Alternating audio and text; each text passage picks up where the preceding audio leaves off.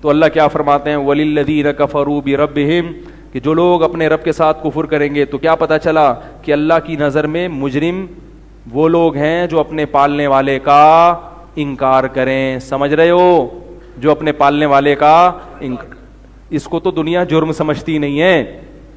تو چونکہ جنت اللہ نے بنائی, جہنم اللہ نے بنائی, تو پاس بھی کون کر, پیپر جو ہے نا, جو ایگزام کے لیے جو اللہ نے جو پیپر بنایا وہ بھی اللہ نے بنایا ہے.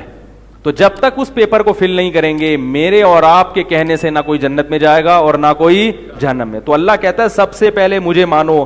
کافر چونکہ اللہ کو نہیں مانتا, اس لیے اللہ کے ہاں اس کا کوئی مقام نہیں ہے. اس کی جتنی نیکیاں ہیں, قرآن نے کہا والذین کفروا اعمالهم, جو کافر لوگ ہیں ان کے اعمال کی مثال کا سراب بقیعۃ یحسبہ الظمآن ماء, فرمایا جیسے کسی سراب میں تمہیں ریت پہ پانی نظر آتا ہے, تم لالچ میں وہاں تک پہنچتے ہو تو وہ پانی اور آگے چلا جاتا ہے, وہاں پانی نہیں ہوتا, کچھ بھی نہیں ہوتا.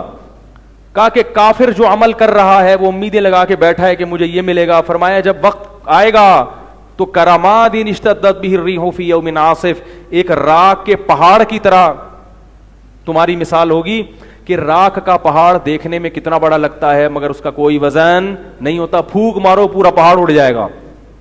تو یہ دیکھنے کی حد تک ہے, ان کے عمل میں جان نہیں ہے, کیونکہ یہ اللہ کے لیے نہیں ہے. کس کے لیے نہیں ہے؟ یہ اللہ کے لیے, جس نے کائنات کو بنایا اسی کو نہیں پوچھ رہے, جو تمہیں صبح شام نعمتیں دیتا ہے.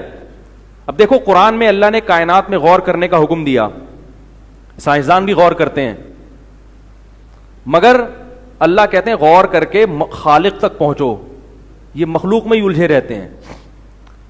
اس کا یہ مطلب نہیں کہ سائنسدان جو کائنات میں غور کرتے ہیں غلط کرتے ہیں. میں یہ کہہ رہا ہوں کہ اتنا کافی نہیں ہے, کائنات میں غور بھی کریں, لوگوں کی خدمت بھی کریں, لیکن خالق تک پہنچنے کی کوشش بھی تو کرو. آپ کس نے بنایا, کیوں بنایا, ان دو سوالوں کا جواب تلاش کرو. آپ وہ ہم سے کیا چاہتا ہے, اس پر کوئی بحث ہی نہیں ہے کہ وہ ہم سے کیا چاہتا ہے. وہ کہتے ہیں چھوڑو یہ مولویوں کا کام ہے, یہ مذہبی لوگوں کا کام ہے. تو یہ اللہ کے جو پیغمبر دنیا میں آئے, سفیر آئے, انہوں نے تو یہی ہمیں بتایا, بھئی اس کائنات میں غور بھی کرو اور خالق تک پہنچنے کی کوشش بھی کرو. میں ڈاکومنٹریز دیکھتا ہوں بسا اوقات یوٹیوب پہ نا, مختلف قسم کی سائنسدانوں کی جو ڈاکومنٹریز ہیں, بڑی عجیب عجیب ڈاکومنٹری ہیں. یعنی جانوروں کے بارے میں آپ تحقیق کرو گے آپ حیران ہو جاؤ گے. سمندر کی گہرائی میں ایسے ایسے جانور پیدا کیے ہیں جہاں اندھیرا ہے مگر اللہ نے وہاں بھی زندگی پیدا کی ہے. اب گورے جو ڈاکومنٹری بناتے ہیں اس میں کیا ہوگا, ایسی ایسی کائنات کے رازوں سے پردہ فاش کریں گے کہ انسانی عقل حیران کی, یار خدا نے کیا کیا بنایا ہے. سورہ یاسین میں جو اللہ نے کہا نا وَهُوَ بِكُلِّ خَلْقٍ عَلِيمٌ, وہ ہر طرح سے پیدا کرنا جانتا ہے.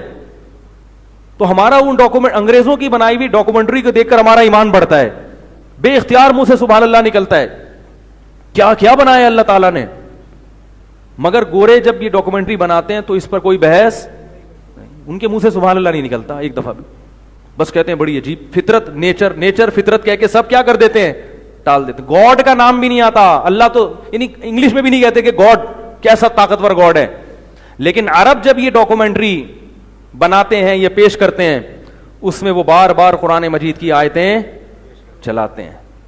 وفی انفسکم, جب وہ انسان کی باڈی پہ ریسرچ پیش کریں گے آپ کے سامنے تو قرآن کی آیت لے کر آئیں گے, وفی انفسکم, تمہاری اپنی جان میں, تمہارے اپنی باڈی میں بڑی بڑی نشانیاں ہیں اللہ کے وجود کی اور اللہ کو پہچاننے کی. افلا تعقلون, تم عقل سے کام کیوں نہیں لیتے.